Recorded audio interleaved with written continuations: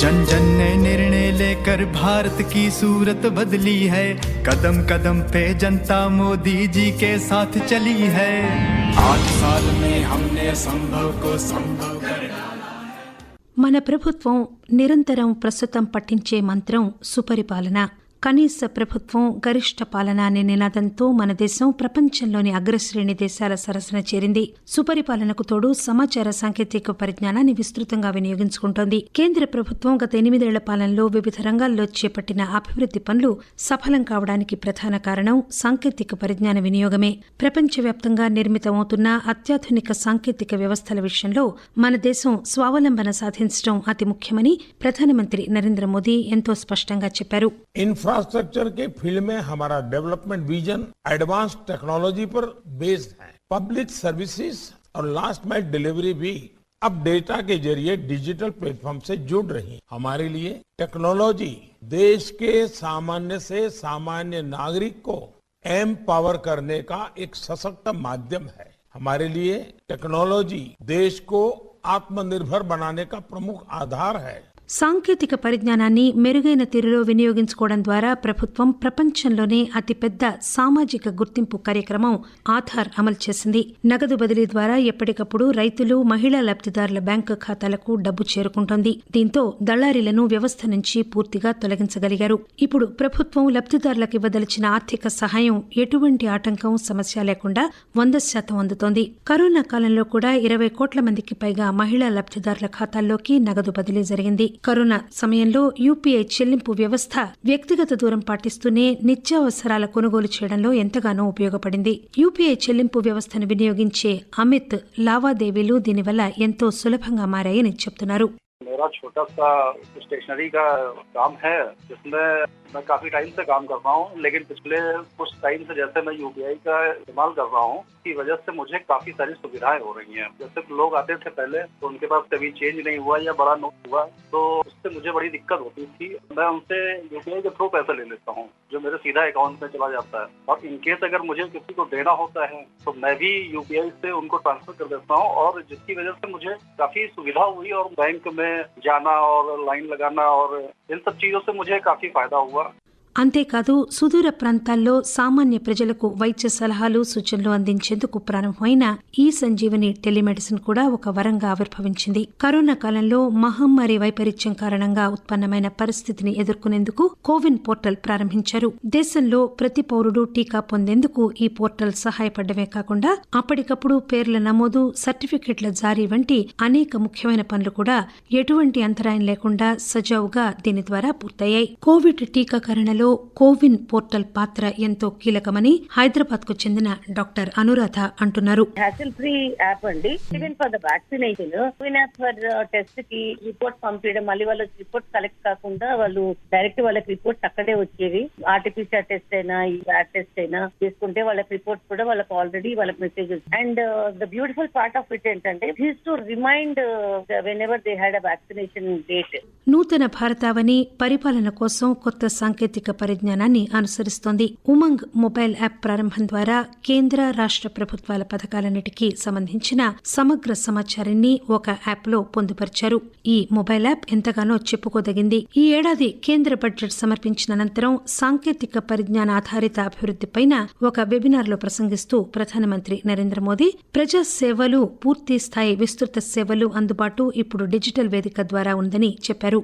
దేశంలో సామాన్య మానవులను సాధికారులను చేసేందుకు సాంకేతిక పరిజ్ఞానం ఒక శక్తివంతమైన మాధ్యమమని ఆయన అన్నారు. మన దేశం స్వావలంబన సాధించేందుకు సాంకేతిక పరిజ్ఞానమే ప్రధానమైన పునాది, ప్రాతిపదిక అని కూడా ప్రధానమంత్రి చెప్పారు.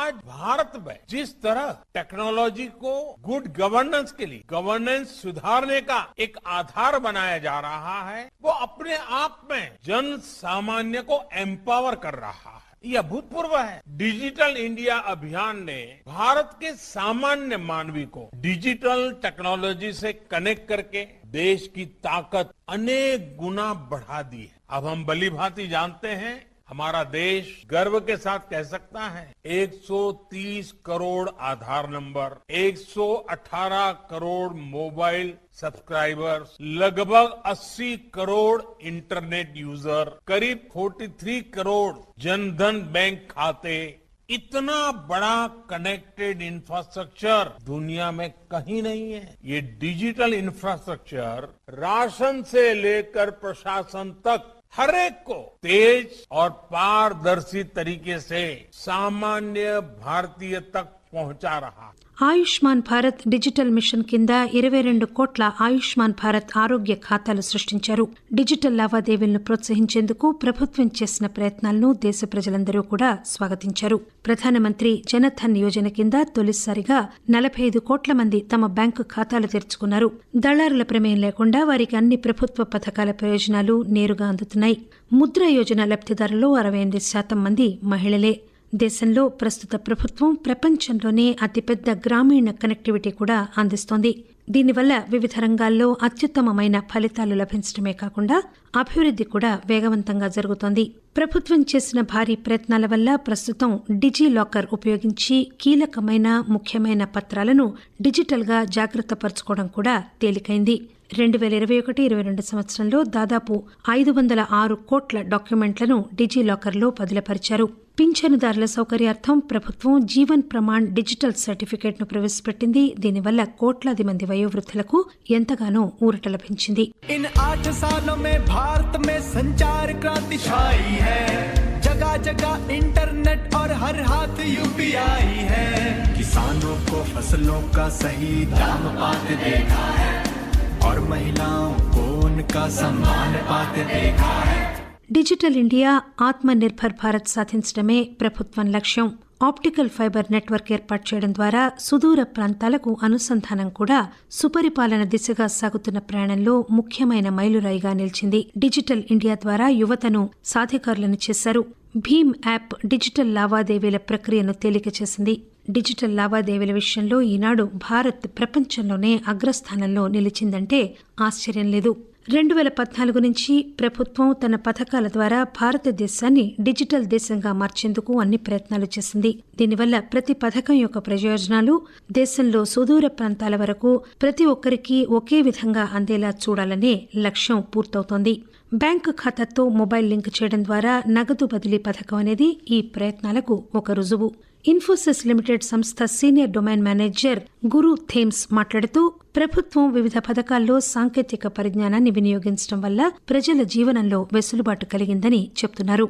Two of the schemes which I would like to point out is DBT and Digital India. DBT scheme prevents fraud and promotes accountability in subsidy distribution. It helped in distribution of subsidies to the deserving applicants living below the poverty level. Ever since DBT is implemented, it brought in more transparency and productivity. Second one is Digital India. This is one of the flagship program of Modi government, launched with a vision to transform India into a digitally empowered society and knowledge economy. By doing 7,422 crore digital payment transaction in financial year 2022, citizens have proved that their solidarity with Modi government. మన దేశంలో 68,000కు పైగా అంకుర పరిశ్రమలున్నాయి. 2016 సంవత్సరం నుంచి ఈ పరిశ్రమలు 6 లక్షలకు పైగా ఉద్యోగాల కల్పన జరిపాయి. 2021 సంవత్సరంలో 44కు పైగా యూనికార్న్ సంస్థలు కొత్తగా చేరగా 2022 ఏప్రిల్ నాటికి మరో 15 కొత్త యూనికార్న్ సంస్థలు ఏర్పడ్డాయి. ప్రస్తుతం మన దేశంలో 100 యూనికార్న్ సంస్థలున్నాయి. నోయిడాలో ఒక అంకుర పరిశ్రమ వ్యవస్థాపకుడైన సుబ్రతో కార్ ఆకాశవాణితో మాట్లాడుతూ స్టార్టప్ ఇండియా వంటి కార్యక్రమాల ద్వారా ప్రభుత్వం కీలకమైన మార్పులు తీసుకువచ్చిందని చెప్పారు. అంకుర పరిశ్రమలు ఎంతో అభివృద్ది ఫలితాలు సాధిస్తున్నాయని, ఉపాధి కల్పన జరుగుతోందని ఆయన చెప్పారు. बहुत सारे ऐसे स्कीम्स एंड इनिशिएटिव्स जो गवर्नमेंट ने लिए जिससे स्टार्टअप्स को भी फायदा नहीं हुई है, but MSME the entire business community को भी फायदा हुई है.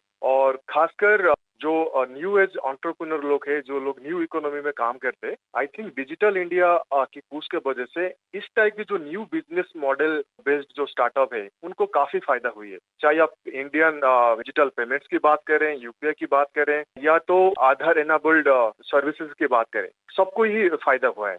గత 8 ఏళ్లలో ప్రభుత్వం సుపరిపాలన కోసం, పేదల సంక్షేమం కోసం సాంకేతిక పరిజ్ఞానాన్ని విస్తృతంగా వినియోగించింది. పరిజ్ఞానాన్ని మరింత మెరుగైన పద్ధతిలో ఉపయోగించేందుకు ప్రభుత్వం అనేక ప్రత్యామ్నాయాలను కూడా ఇచ్చింది. దేశీయ ఎలక్ట్రానిక్స్ ఉత్పత్తి కోసం పీఎల్ఐ పథకం కింద ప్రభుత్వం 40,995 కోట్ల రూపాయలు కేటాయించింది. రికార్డు స్థాయిలో అంతరిక్ష మిషన్లు జరపడం కూడా ప్రస్తుత ప్రభుత్వం అవిశ్రాంతంగా చేస్తున్న కృషి ఫలితమేనని సగర్వంగా చెప్పుకోవచ్చు. ప్రతి ఏటా నిర్వహించే అంతరిక్ష కార్యక్రమాల సంఖ్య 2014 తర్వాత దాదాపు రెట్టింపైంది. పిఎస్ఎల్వి వాహక నౌకల ద్వారా రికార్డు స్థాయిలో 104 ఉపగ్రహాలను అంతరిక్షంలోకి ప్రయోగించారు. స్వామిత్వ పథకం కింద డ్రోన్ల సహాయంతో భూమిని కొలిచే పని విజయవంతంగా జరుపుతున్నారు. ప్రభుత్వం డ్రోన్ సాంకేతిక పరిజ్ఞానాన్ని, అంతరిక్ష పరిజ్ఞానాన్ని పూర్తిగా వినియోగించుకుని ఆత్మ నిర్భర్ భారత సాధన వైపు ముందుకు సాగుతోంది. రైతులు డ్రోన్లు వినియోగించేలాగా ప్రభుత్వం ప్రోత్సహిస్తోంది. కరోనా మహమ్మారి కాలంలో డ్రోన్ల సహాయంతో అత్యవసర ఔషధాలు, ఇతర వైద్య సామగ్రిని కూడా రవాణా చేశారు. శాస్త్రవేత్తలను, పరిశోధకులను ప్రోత్సహించడంతో పాటు ప్రభుత్వం శాస్త్రీయమైన ప్రాజెక్టుల్లో ఉంచిన విశ్వాసం కూడా అత్యంత కీలకమైంది. అదేవిధంగా రైతుల ఆదాయాన్ని పెంచేందుకు కిసాన్ రథ్ మొబైల్ యాప్ను ప్రారంభించారు. ఇది రైతులకు, తయారీదారులకు, వ్యాపారవేత్తలకు తమ ఉత్పత్తులను రవాణా చేసేందుకు వాహనాలు అద్దెకు తీసుకునేలాగా విస్తృతంగా ఉపయోగపడుతుంది. హిందీ, ఇంగ్లీష్తో సహా 10 భాషల్లో ఈ యాప్ అందుబాటులో ఉండడం విశేషం. 5,84,000 మంది రైతులు, రైతు సంఘాలు, సేవలందించే సర్వీస్ ప్రొవైడర్ సంస్థలు, వ్యాపారవేత్తలు కిసాన్ మొబైల్ యాప్లో తమ పేర్లు నమోదు చేసుకున్నారు.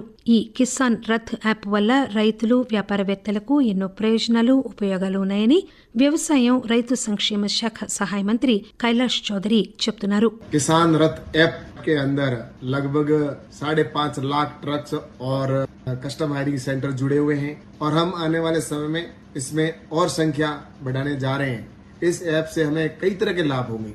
इससे व्यापारी को भी लाभ है, किसान को भी लाभ होगा और ट्रक के ड्राइवर को भी इससे लाभ होगा और ट्रांसपोर्टर्स को भी इससे लाभ मिलने वाला है.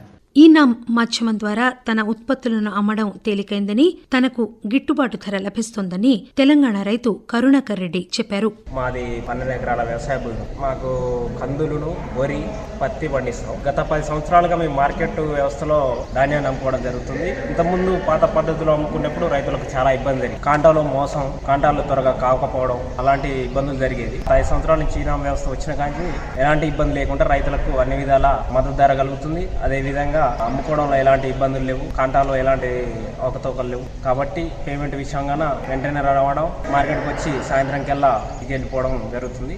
కాబట్టి ఈనాం వ్యవస్థతోటి రైతులకు ఎలాంటి ఇబ్బంది లేకుండా జరుగుతుంది.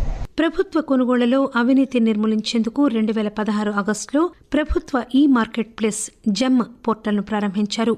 ఈనాడు 40 లక్షల మందికి పైగా వ్యాపారవేత్తలు ఈ పోర్టల్లో పాలుపంచుకుంటున్నారు. జెమ్ ప్రపంచంలోనే అతివేగంగా పెరుగుతున్న ప్రభుత్వ ఈ మార్కెట్ ప్లేస్ అని వాణిజ్య పరిశ్రమల శాఖ మంత్రి పీయూష్ గోయల్ చెప్పారు. जेम का लाभ government e marketplace and it's truly a gem. ये कल्पना प्रधानमंत्री जी ने कुछ 4-5 साल पहले रखी, कुछ अफसरों के सामने, कुछ मंत्रियों के सामने, उस पे काम किया गया और आज विश्व में शायद गवर्नमेंट ई मार्केट प्लेस जो हमारा जेम है, इसके लेवल की कोई और व्यवस्था विश्व में आज अवेलेबल है. कुछ जगहों पे छोटी है, पर जो स्पीड पे हम ग्रो कर रहे हैं, we are the fastest growing government e marketplace और जेम पोर्टल, जिसने सरकारी खरीद को एक नया रूप दिया. సబ్కా సాథ్, సబ్కా వికాస్, సబ్కా విశ్వాస్, సబ్కా ప్రయాస్ అనే మంత్రంతో నరేంద్ర మోదీ నేతృత్వంలోని ప్రస్తుత ప్రభుత్వం పనిచేస్తోంది. ప్రభుత్వం నిరంతరాయంగా అందిస్తున్న ప్రోత్సాహం వల్ల, యువ శాస్త్రవేత్తలు, పరిశోధకుల ప్రయత్నాల వల్ల భారత్ ప్రపంచ పటంలో ఒక పటిష్టమైన సాంకేతిక పరిజ్ఞాన దేశంగా వేగంగా ఆవిర్భవిస్తోంది. తన స్థానాన్ని బదిలించేసుకుంటోంది. ఇతర దేశాలకు ఆదర్శంగా నిలుస్తోంది. డిజిటల్ మాధ్యమాల ద్వారా నూతన భారతావని స్వప్నాలకు రెక్కలివ్వాలన్న లక్ష్యానికి ప్రభుత్వం అత్యధిక ప్రాధాన్యత ఇస్తోంది.